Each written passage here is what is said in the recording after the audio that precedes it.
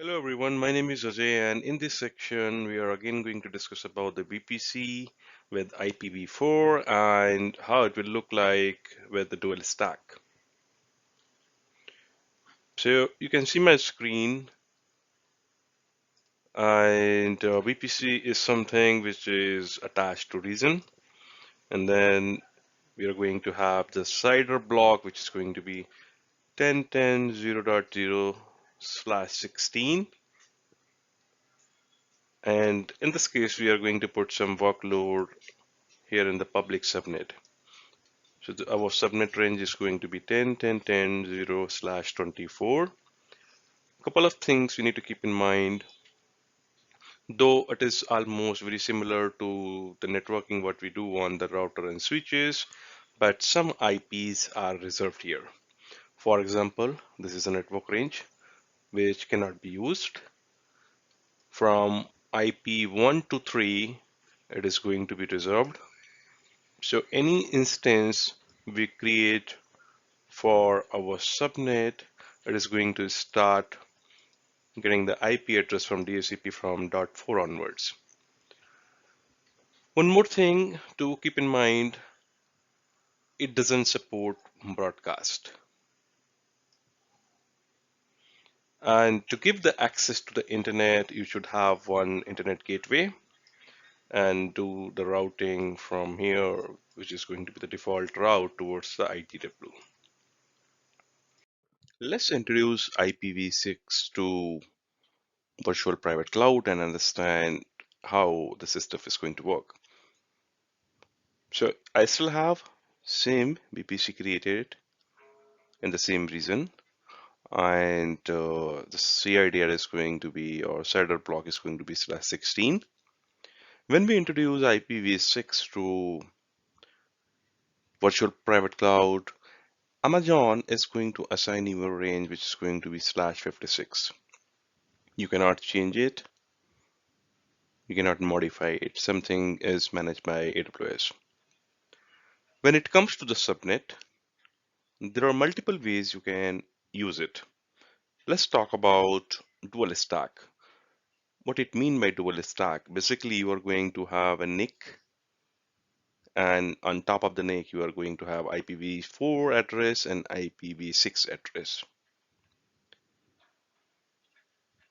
Since IPv4 is /24, and I'm going to have another 64-bit IPv6, does that mean I can host many machines? But since this is a dual stack, I'm going to have some sort of the dependency.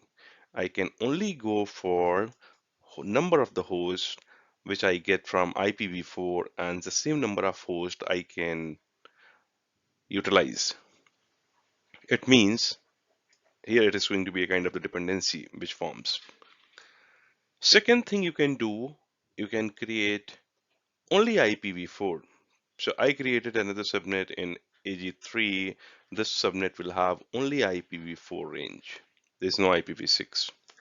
The third type of subnet, what you can create, it is only going to be IPv6 only, and I can utilize all my range which comes from /64.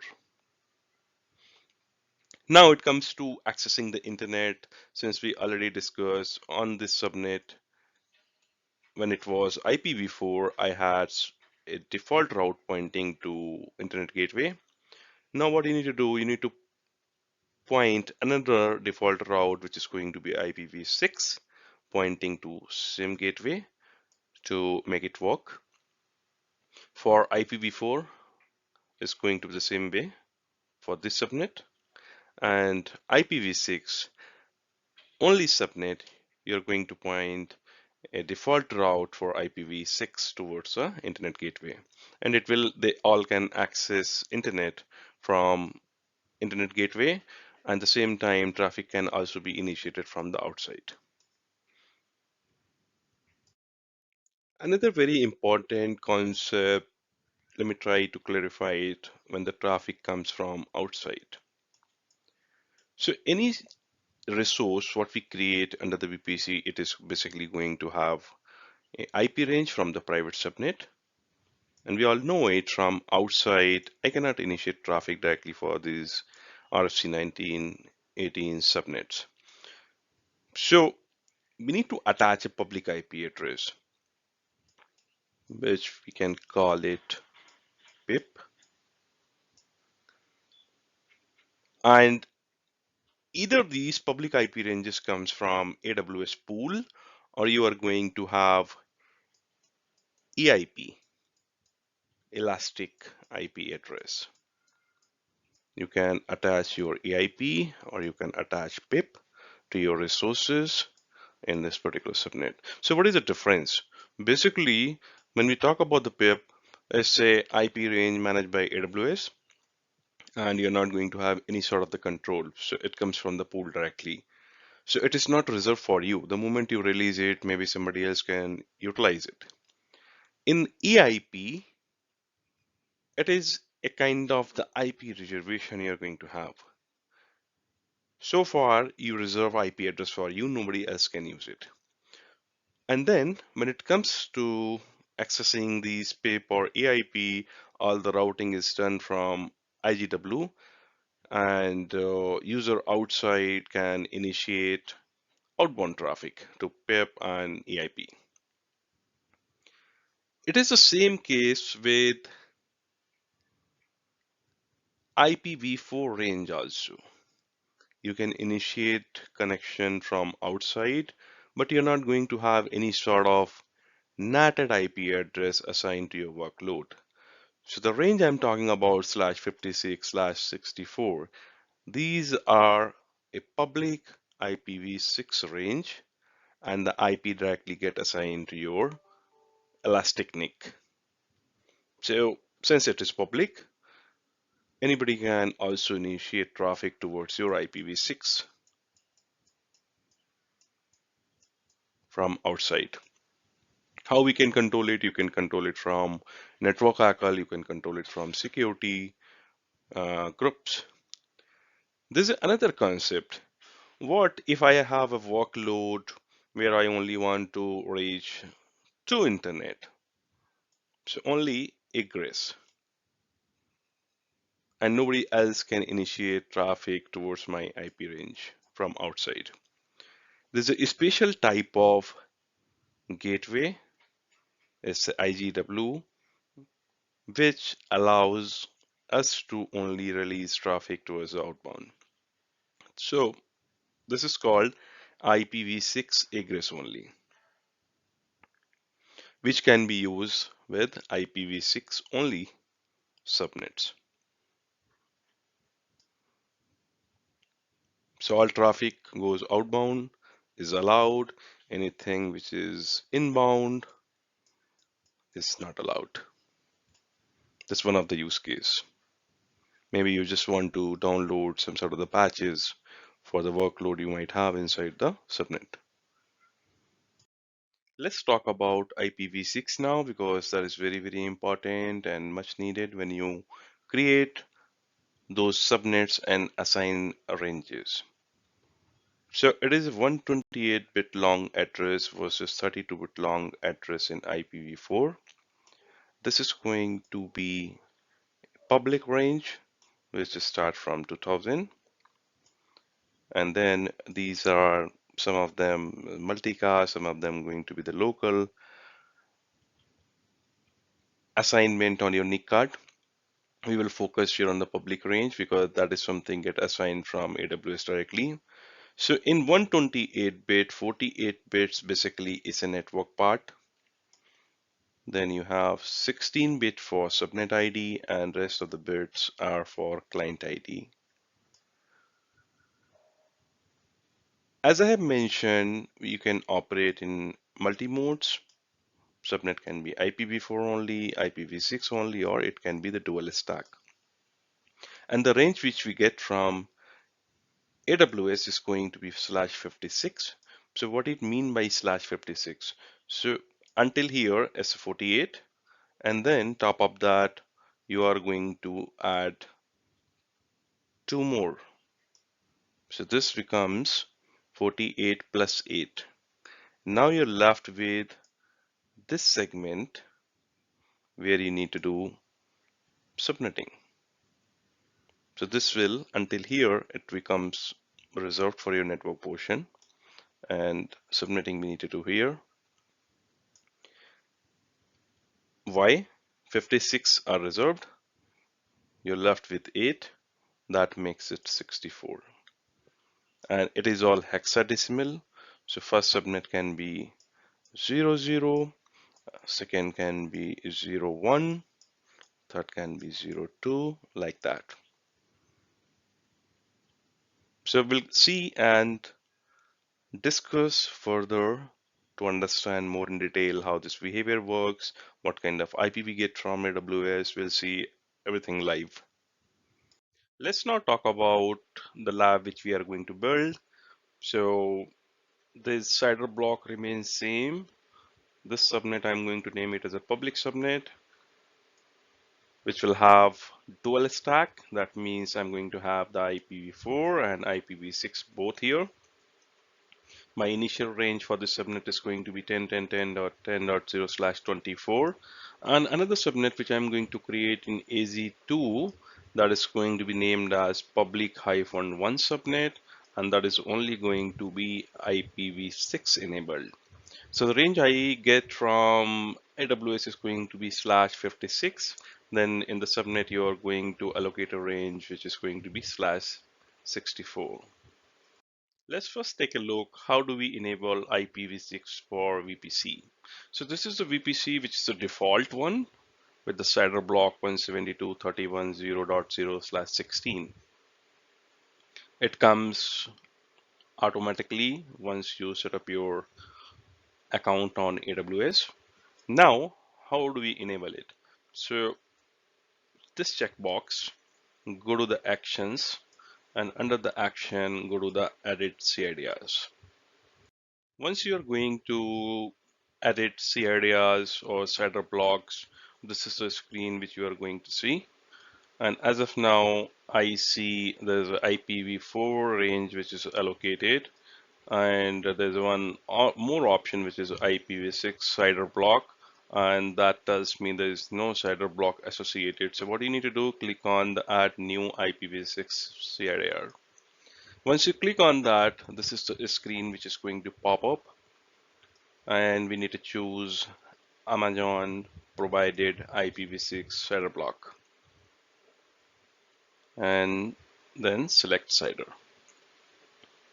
Once we select CIDR block, now we can see there is a range which is allocated, and that is /56, and this is coming from Amazon pool, and the status is now associated. If you go to the main screen under the VPC, go to the your VPCs, now we can see apart from IPv4, IC1 IPv6 CIDR block got allocated. We have seen there was an IPv6 range which got allocated to us. Now you can choose one host name from that particular range and go to the dnschecker.org IPv6 who is lookup, and we can see the whole range is owned by Amazon.com. And this is a range, this is a bigger subnet, they own it from where they distribute you /56. Let us try to simulate our own subnet. So I'm going to use my old script from which we use to build our environment from Terraform. So there's the old one, which if you have seen my previous videos. Now I'm going to edit it, the VPC section, which is this one, and you need to assign generated IPv6 CIDR block and make it true. That means when we were doing the edit of the CIDR block from the portal, it is going to do the same thing for us. You can also use another function which is basically going to be the output. Either you can create another file or put those sections here in the same script. So I have added two things. One is going to be my CIDR block, which is for the IPv4. So the value is going to be AWS VPC demo CIDR block.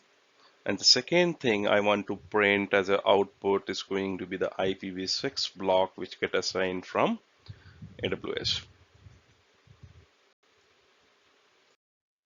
The script is ready now. So what you need to do, basically you need to fire Terraform init and apply from here. Now we can see there were 5 resources added, and it is also printing our CIDR ranges.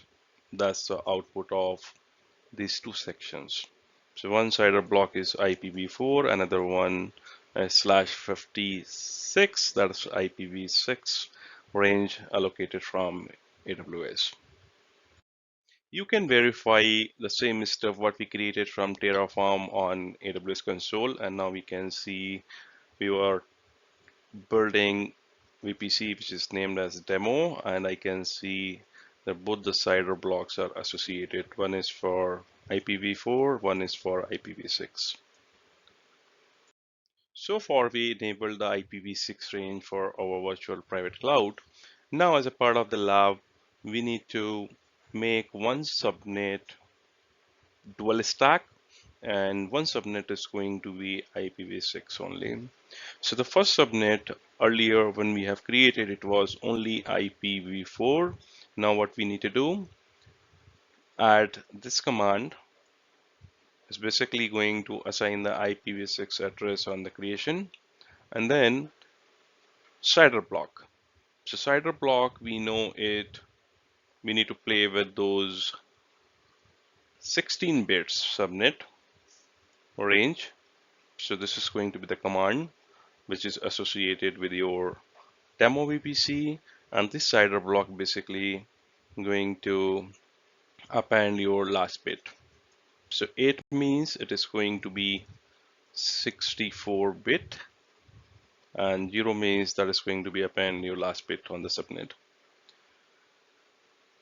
Availability zone, this availability zone remains same. We want to create US-East-1A for our first subnet, and the second subnet is going to be the native IPv6. So what we need to do, add additional command which is going to be IPv6 native, assign IPv6 address on creation, and enable the DNS quad A record on launch. Make it true, and this time we are going to append the last bit with 1.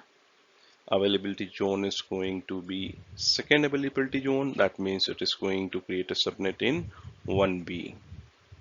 Tag, I'm going to give a name public-1. Now it's time to talk about routing table. Since we enabled IPv6, so I should have one more route which is going to be the default route for IPv6 here, and that is pointing towards the same gateway.